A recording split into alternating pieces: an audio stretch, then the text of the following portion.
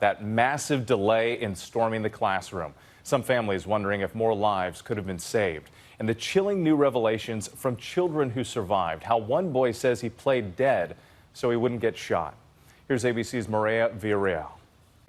Tonight, outrage and anguish in Uvalde. The community stunned to learn police were outside the classroom, waiting 77 minutes before going in, believing there were no surviving children inside with the shooter. I'm sick, I want to throw up, I'm angry. Today, authorities saying terrified children were calling 911 from inside the school, letting them know children were still alive and pleading for help. It's absolutely insane that any police would delay entering when an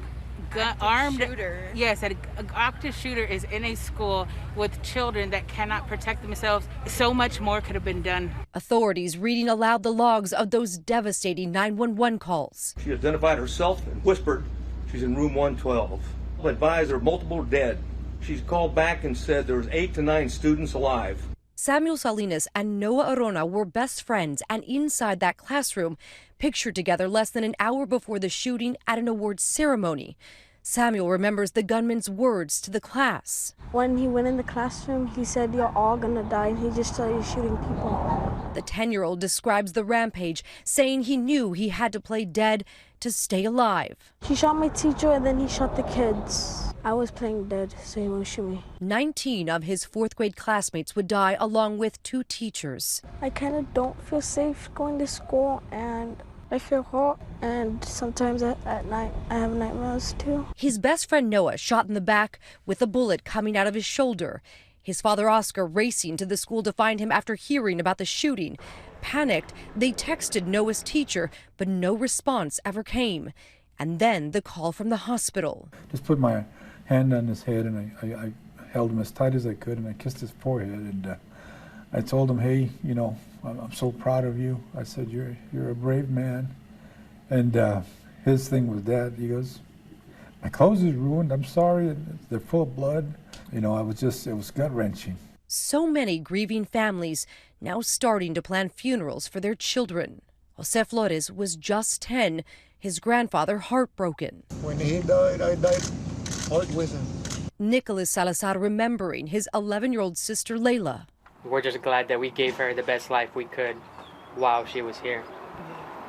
There was never a dull day with her. And Ana Rodriguez with one hope for her 11-year-old daughter, Maite. I don't want her just to be another face. I don't want any of those kids to be just another face. Each one of them has a story to tell.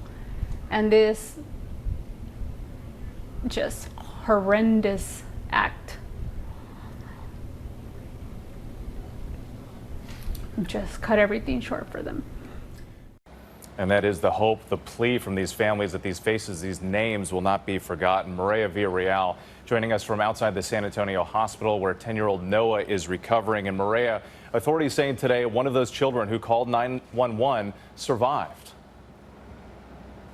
You know, Whit, law enforcement did admit today that at least one of those 911 calls did come from a survivor inside one of those classrooms. Families tell me right now they are going through a lot of different emotions, sadness, anger, frustration. But more than anything, there is a lot of confusion right now. Parents of the survivors telling me they do not know how they can send their children back to school without getting some truth and clarity right now.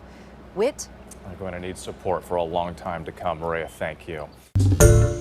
Hi everyone, George Stephanopoulos here. Thanks for checking out the ABC News YouTube channel. If you'd like to get more videos, show highlights, and watch live event coverage, click on the right over here to subscribe to our channel, and don't forget to download the ABC News app for breaking news alerts. Thanks for watching.